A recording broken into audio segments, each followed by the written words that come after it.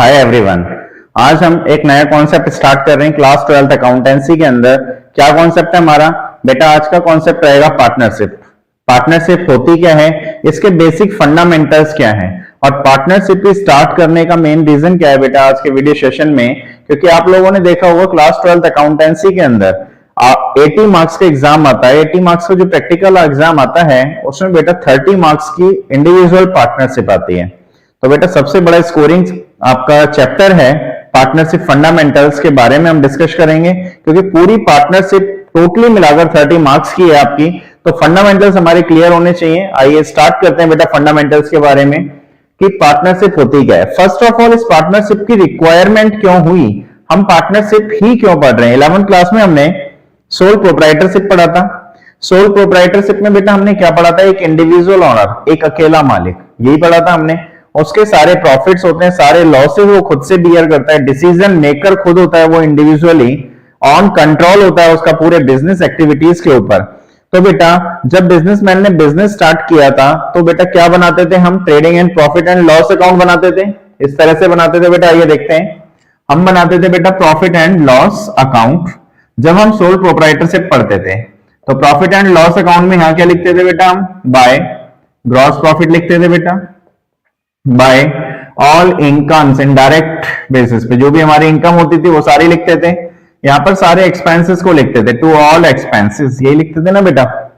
इसके बाद इसका टोटल करते थे, टोटल करने के बाद इधर निकलता था बेटा टू नेट प्रॉफिट। इतना काम हम करते थे और ये नेट प्रॉफिट फाइंड आउट करते थे 11th क्लास में जब हम सोल प्रोप्राइटरशिप की बात करते थे, जब हमारा इंडिविजुअल ऑनर था।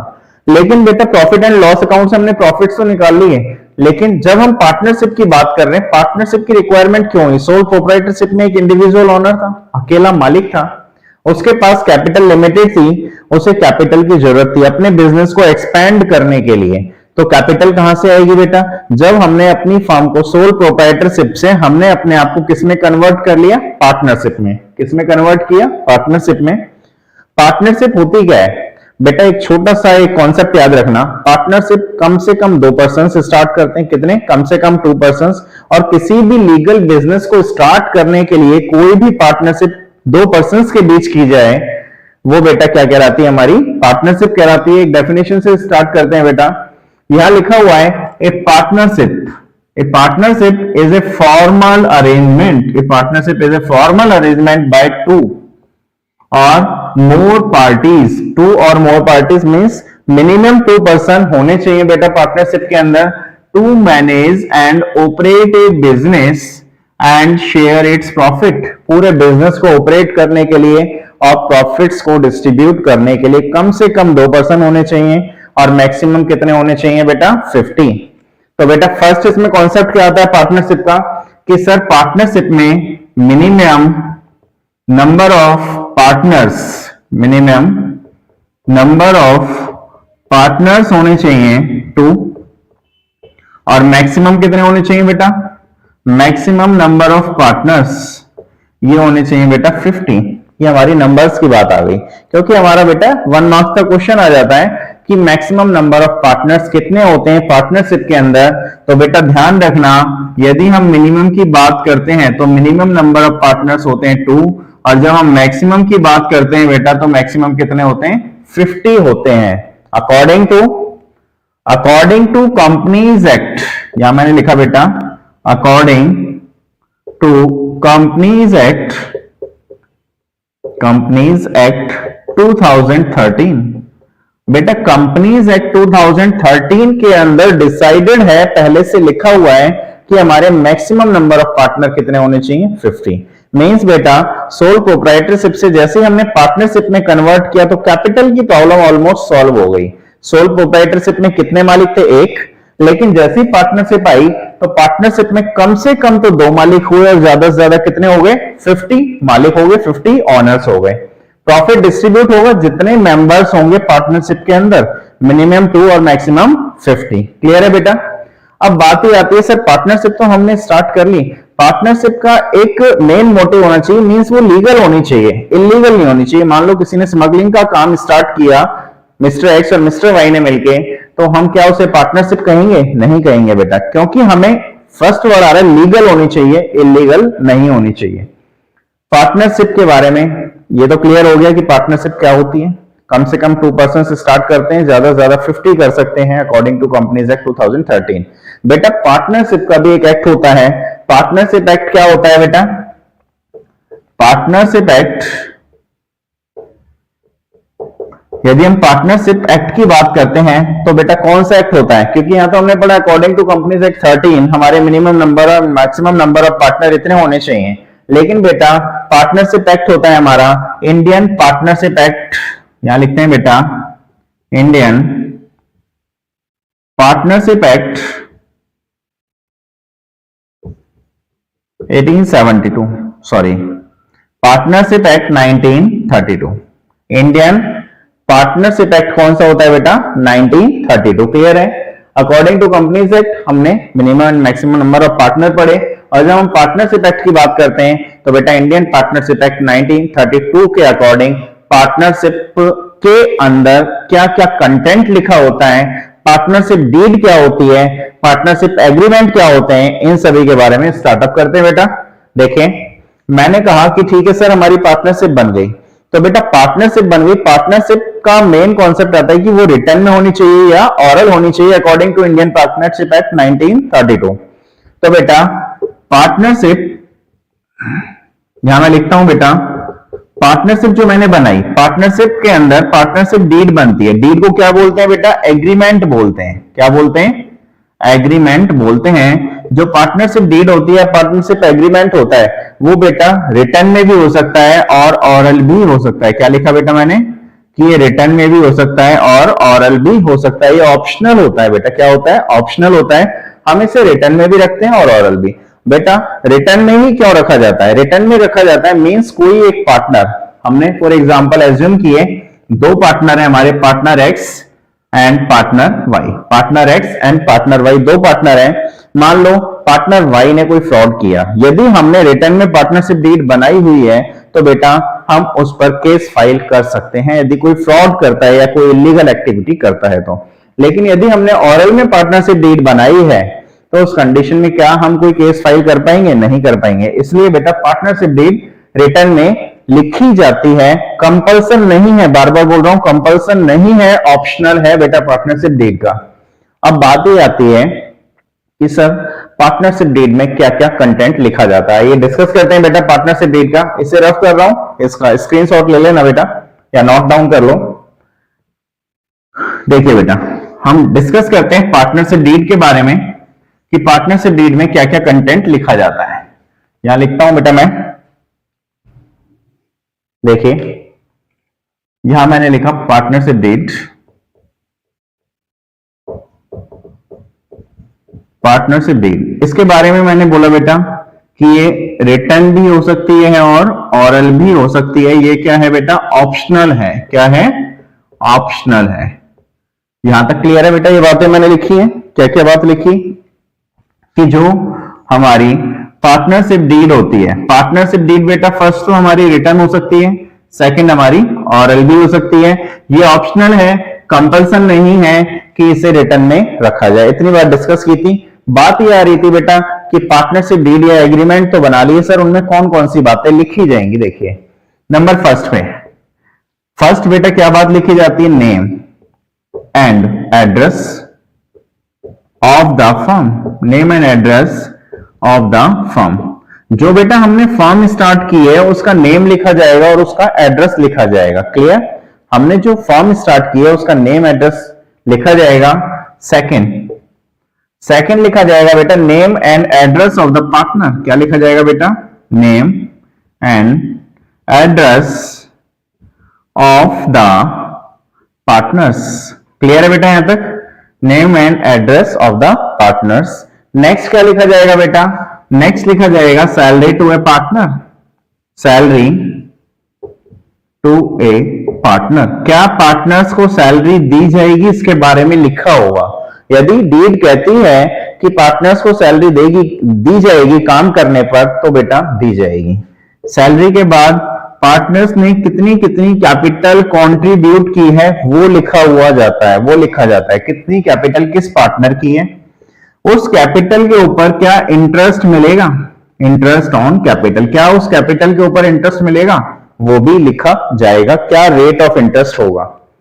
साथ में क्या पार्टनर्स पर्सनल यूज के लिए अमाउंट विड्रॉ कर सकते हैं, क्या पार्टनर्स पर्सनल यूज के लिए अमाउंट विड्रॉ कर सकते हैं, मींस ड्रॉइंग वो है या नहीं, कितना अमाउंट विड्रॉ कर सकते हैं, या फिर उस पर क्या इंटरेस्ट चार्ज किया जाएगा यदि अमाउंट विड्रॉ करते हैं। तो बेटा ये सारी बातें लिखी जाएंगी इंटरेस्ट ऑन ड्रॉइंग। कोई डाउट है यहां तक? यहां तक तो क्लियर है बेटा। नेक्स्ट हमने कहा ठीक है सर इतनी सारी बातें हो गई, साथ में और क्या लिखा जाएगा बेटा, कमीशन लिखा जाएगा कि पार्टनर्स को कमीशन मिलेगा या नहीं मिलेगा, पार्टनर्स को कमीशन मिलेगा या नहीं मिलेगा, ये बात भी लिखी जाएगी। क्या रेट ऑफ इंटरेस्ट होगा, बिफोर चार्जिंग होगा या फिर आफ्टर चार्जिंग होगा, ये बातें डिस्कस की जाएंगी। नेक्स्ट यहां तक हमने लिख लिया बेटा। इसके बाद इसी के अंदर लिखा जाएगा बेटा कि पार्टनर्स जो प्रॉफिट्स डिस्ट्रीब्यूट करेंगे, share of profit, profit sharing ratio क्या होगा हमारा, हम किस रेशो में प्रॉफिट को डिवाइड करेंगे वो लिखा हुआ होगा प्रॉफिट शेयरिंग रेशो के बारे में। नेक्स्ट ऑडिट, क्या पार्टनर्स ऑडिट करा सकते हैं, परमिशन हो या ना हो, दो पार्टनर हैं एक्स और वाई, वाई कहता है नहीं करानी, एक्स कहता है करानी है, तो बेटा परमिशन हो या ना हो पार्टनरशिप डीड इसके लिए अलाउड करती है कि ऑडिट करानी होती है। क्लियर कि करा सकते हैं, यदि कोई डाउट होता है या कुछ ऐसा लगता है तो। क्लियर है बेटा यहां तक?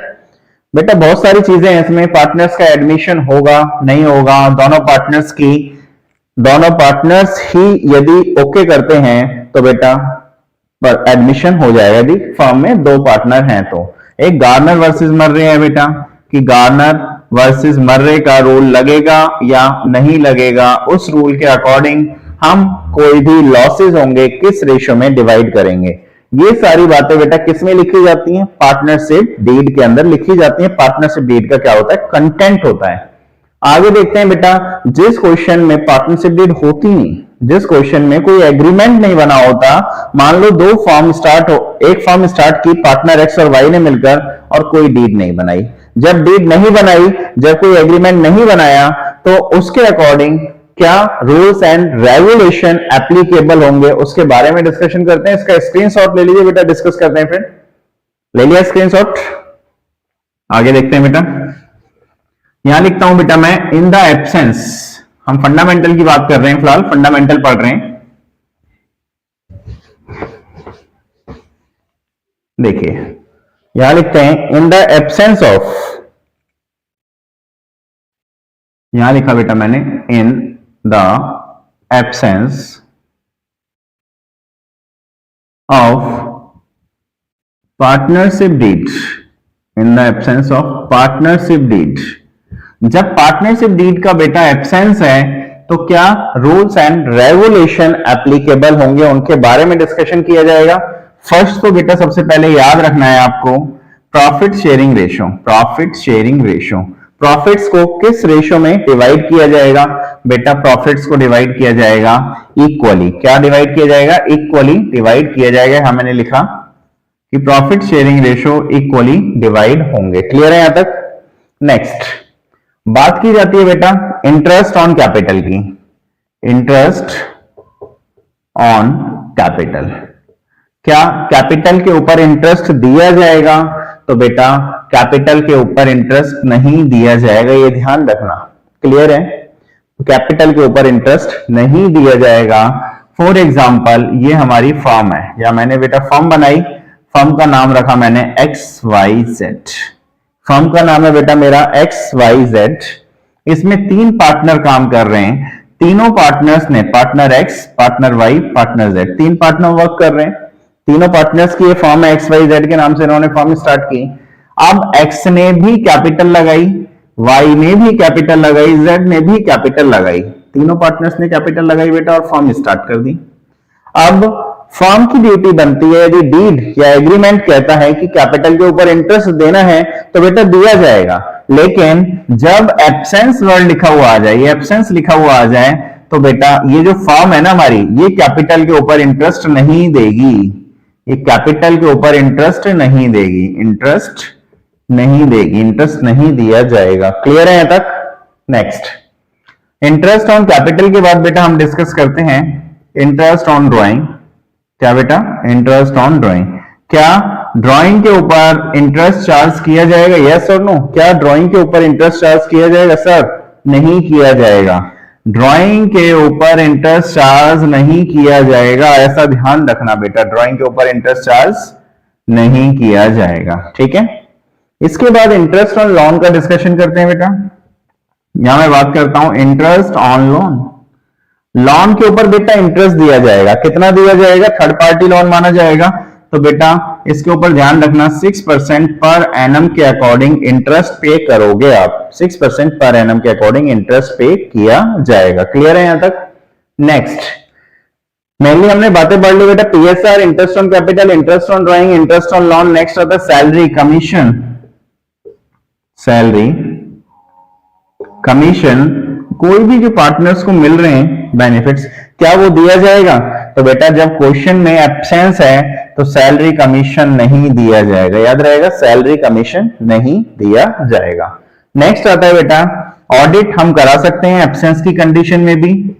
ऑडिट हम करा सकते हैं यदि हमें लगता है कि पार्टनर वाई ने फ्रॉड किया है, पार्टनर जेड ने फ्रॉड किया है, तो उस कंडीशन में ऑडिट की परमिशन है।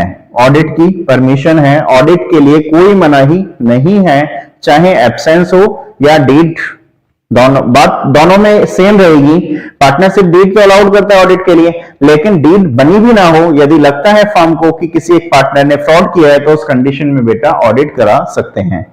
एडमिशन के टाइम सभी पार्टनर्स की परमिशन कंपलसरी है। यदि किसी नेक्स्ट पार्टनर का, नए पार्टनर का एडमिशन करना है तो ऑल पार्टनर्स अलाउड करेंगे। Allowed to be all partners, allowed to be all partners. यदि कोई एक पार्टनर भी मना कर देता है तो भी एडमिशन नहीं लिया जाएगा। सभी पार्टनर्स की परमिशन कंपलसरी होगी। क्लियर है बेटा? एब्सेंस के केसेस में कौन कौन सी चीजें हमें याद रखने हैं, कौन कौन से रूल्स एंड रेगुलेशन याद रखने। क्लियर है सभी का? यहां तक रफ कर दूं बेटा? देखिए आगे, ये रफ कर रहा हूं बेटा। आगे देखते हैं नेक्स्ट कॉन्सेप्ट हमारा बेटा। बेटा पार्टनरशिप फंडामेंटल हम पढ़ रहे हैं। पार्टनरशिप फंडामेंटल के अंदर क्या क्या अकाउंटिंग करनी है हमें ये समझना है। हमने जैसे 11th क्लास में सोल प्रोप्राइटरशिप पढ़ी थी। सोल प्रोप्राइटरशिप के अंदर हमने trading profit and loss account and balance sheet बनाई थी, यही बनाए थे हमने। पार्टनरशिप के अंदर यदि हम पार्टनरशिप अकाउंटिंग की बात करें, क्या बात करते हैं बेटा? Partnership accounting. तो बेटा पार्टनरशिप अकाउंटिंग में कौन कौन से अकाउंट्स बनाए जाएंगे? नंबर 1 पे बेटा याद रखना, फर्स्ट नंबर पे याद रखना profit and loss appropriation account. Profit and loss appropriation account. ये profit and loss appropriation account क्या शो ऑफ करता है बेटा? ये शो ऑफ करता है डिस्ट्रीब्यूशन ऑफ प्रॉफिट। क्या शो ऑफ करता है? Distribution of profit. प्रॉफिट्स का डिस्ट्रीब्यूशन शो ऑफ करता है। क्लियर है यहां तक? सेकंड नंबर पे बनाया जाएगा बेटा पार्टनर्स का कैपिटल अकाउंट। क्या बनाया जाएगा? Partners capital account. नंबर 3 पे बनाया जाएगा बेटा partners current account. Partners current account. And number 4 पे बनाया जाएगा बेटा बैलेंस शीट। नंबर 4 पे बनाई जाएगी बैलेंस शीट। क्लियर है? पार्टनरशिप के अंदर बेटा profit and loss appropriation account, partners capital account, partners current account and balance sheet, ये सारी बातें पढ़नी है। अब बेटा हमने पार्टनरशिप स्टार्ट तो कर ली, फर्म स्टार्ट तो कर ली, पार्टनरशिप 2 पार्टनर्स ने मिलकर स्टार्ट तो कर ली। अब उसमें किसी नए पार्टनर का एडमिशन भी हो सकता है। एडमिशन हो गया, फर्म कंटिन्यू चल रही है तो पार्टनर्स की रिटायरमेंट भी हो सकती है, पार्टनर्स की डेथ भी हो सकती है, और चाहे तो हम पूरी पार्टनरशिप फर्म को क्या कर सकते हैं बेटा? डिसॉल्व कर सकते हैं, बंद कर सकते हैं, वो हमारी मर्जी होती है। क्लियर है यहां तक? सभी पार्टनर्स यदि एग्रीड करते हैं तो ये सारी बातें हमें पढ़नी है। 1 बाय 1 सारे स्टेप्स पढ़ेंगे हम। एडमिशन, रिटायरमेंट, डेथ, रिजोल्यूशन, सब चीजें पढ़ेंगे। लेकिन अभी फिलहाल हम फंडामेंटल्स में सीखते हैं profit and loss appropriation account का क्या फॉर्मेट है, क्या नेचर है, कैसे बनाया जाता है, ये सारी बातें डिस्कस करेंगे कॉन्सेप्ट के थ्रू। आइए स्टार्ट करते हैं बेटा। फर्स्ट हमें क्या देखना है बेटा? Profit and loss appropriation account का क्या फॉर्मेट है और इसके अकॉर्डिंग कैसे बनाया जाएगा। स्टार्ट करें बेटा। यहां मैं लिखता हूं profit and loss appropriation account, profit and loss appropriation account. यहां लिखा बेटा मैंने for the year ended 31st of March 2023 मान लेते हैं बेटा। जो भी डेट्स गिवन होगी वो आपको लिखनी है। हमारा 31 मार्च खत्म हो गया 2023 में। तो बेटा फॉर्मेट काफी इजी है, टी शेप अकाउंटिंग है हमारी, वही याद रखना है, कोई कुछ नया नहीं है। ये हमारी डेबिट साइड होती है बेटा। कौन सी साइड होती है? ये होती है डेबिट साइड और ये होती है credit side. Right hand side and left hand side. Left hand side पे बेटा क्या होता है? डेबिट। राइट हैंड साइड पे क्या होता है? क्रेडिट। ये amount in rupees, amount in rupees, ये पार्टिकुलर। क्या बेटा? पार्टिकुलर। और यहां भी आपको क्या लिखना है बेटा? पार्टिकुलर। फॉर्मेट तो काफी इजी है। अब स्टार्टिंग कैसे करनी है इस फॉर्मेट की देखिए बेटा। आपको यहां नेट प्रॉफिट नजर आ रहा है, प्रॉफिट एंड लॉस अकाउंट में जो 11th क्लास में सोल प्रोप्राइटरशिप बनाई थी। क्योंकि इस नेट प्रॉफिट का क्या करना सीखना है बेटा? हमें डिस्ट्रीब्यूशन करना सीखना है। कि मान लो हमारी फॉर्म चल रही है XYZ या XY फॉर्म चल रही है, उसमें पार्टनर X कोई वर्क कर रहा है, पार्टनर Y कोई वर्क कर रहा है, या X और Y ने कैपिटल लगा दी। जो हमारी पार्टनरशिप फॉर्म स्टार्ट हुई उस पे इंटरेस्ट ऑन कैपिटल दिया जाएगा या नहीं दिया जाएगा। पार्टनर्स को सैलरी देनी है, पार्टनर्स को कमीशन देना है, ठीक है, ये सारी बातें होंगी। पार्टनर से इंटरेस्ट ऑन ड्रॉइंग चार्ज करना है, प्रॉफिट एंड लॉस को डिस्ट्रीब्यूट करना है, डिस्ट्रीब्यूशन ऑफ प्रॉफिट करना है बेटा, distribution of profit of the partners, distribution of profit. ये सारा की सारा हमें क्या करना है बेटा? इस नेट प्रॉफिट को डिस्ट्रीब्यूट करके दिखाना है, यानी कि इस नेट प्रॉफिट में से ये सारे खर्चे करने हैं। ये सारे खर्चे करके जो हमारे पास बैलेंस बच जाए वो पार्टनर्स में डिस्ट्रीब्यूट करना है। ये चीजें सीखनी है हमें। तो सबसे पहले हमारा काम क्या है? ये जो नेट प्रॉफिट है, इस नेट प्रॉफिट को profit and loss appropriation account में ट्रांसफर करना। कैसे ट्रांसफर किया जाएगा? यहां लिखेंगे बेटा by profit and loss account, by profit and loss account. जो भी अमाउंट होगा वो हमें लिख लेना है यहां पे। क्लियर है बेटा? यहां तक कोई डाउट? यहां तक इसके बाद इसमें बेटा दो चीजें याद रखनी है। जब हम फॉर्मेट बनाएंगे, कुछ स्टूडेंट्स की मेमोरी पावर थोड़ी कम होती है। कॉन्सेप्ट वाइज यदि समझ लें तो बहुत अच्छा है, अदरवाइज लर्निंग के लिए थोड़ा सा याद रखना। क्रेडिट साइड में एक तो प्रॉफिट आता है और दूसरा क्या आता है बेटा? दूसरा आता है हमारा बाय इंटरेस्ट ऑन ड्रॉइंग। क्या आता है? Bye interest on drawing. For example दो पार्टनर है हमारे, पार्टनर X और पार्टनर Y, तो बेटा दोनों का इंटरेस्ट ऑन ड्रॉइंग लिखा और इंटरेस्ट ऑन ड्रॉइंग लिखने के बाद आउटर कॉलम में हमने पोस्ट कर दिया। इनकम है फर्म के लिए। क्लियर? डेबिट साइड में क्या क्या लिखा जाएगा बेटा? डेबिट साइड में हमें लिखना है, यहां से मैं रफ कर रहा हूं इन्हें। डेबिट साइड में लिखा जाएगा first of all interest on capital. तो इंटरेस्ट ऑन कैपिटल, दो पार्टनर्स है हमारे, पार्टनर X पार्टनर Y, दोनों का जो भी इंटरेस्ट होगा वो हम टोटल करके आउटर कॉलम में फिल कर देंगे। क्लियर है बेटा? इंटरेस्ट ऑन कैपिटल के बाद मान लो सैलरी देनी है पार्टनर्स को, तो बेटा हमने सैलरी लिखी, पार्टनर X को दे दी, पार्टनर Y को दे दी, और दोनों पार्टनर्स को देने के बाद जो भी हमारे सैलरी का टोटल होगा वो टोटल हम आउटर कॉलम में रिप्रेजेंट कर देंगे। क्लियर है यहां तक? सैलरी के बाद हम कमीशन की बात कर रहे हैं बेटा। किसकी? कमीशन की। यहां मैं लिखता हूं to commission, to commission partner X partner Y, और इन दोनों पार्टनर्स को जो भी कमीशन देना है वो बेटा हम लिख देंगे। क्लियर है यहां तक? कोई डाउट बताइए? यहां तक कोई डाउट है या हमने आउटर कॉलम में कमीशन की बात रख दी? क्लियर है यहां तक? इसके बाद बेटा क्या करना है? Transfers to reserves, to transfer to reserve. कई बार हम कहते हैं कि जो हमारे प्रॉफिट हो रहे हैं उनका एक पार्ट हमें रिजर्व में ट्रांसफर करना है फ्यूचर में होने वाले अनसर्टेन लॉसेस को कवर करने के लिए। तो हम प्रॉफिट का एक पार्ट रिजर्व में ट्रांसफर करते जाते हैं, इसमें पार्टनर्स का कोई भी शेयर नहीं होता। क्लियर है? पार्टनर्स की कैपिटल में ट्रांसफर नहीं करते, इसे फर्म में रखा जाता है। इस रिजर्व को प्रॉफिट्स में से कम करके फर्म के अंदर रखा जाता है, इन फ्यूचर होने वाले लॉसेस को कवर कर सके। क्लियर है यहां तक? इसके बाद बेटा क्या करना है? इसके बाद टोटल कर लेना है। इस साइड का क्या करना है? टोटल कर लेना है।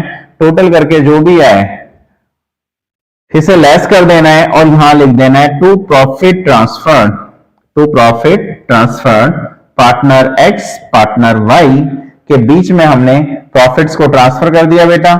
जो भी टोटल आया उस टोटल को हमने रिप्रेजेंट कर दिया और इसका टोटल कर दिया आमने सामने, टोटल हमारे मैच हो जाते हैं। क्लियर है बेटा?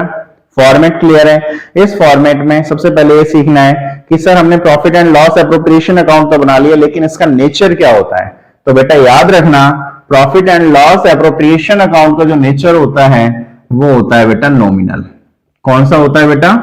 नॉमिनल नेचर का होता है। Debit all expenses and losses and credit all incomes and gains। Clear?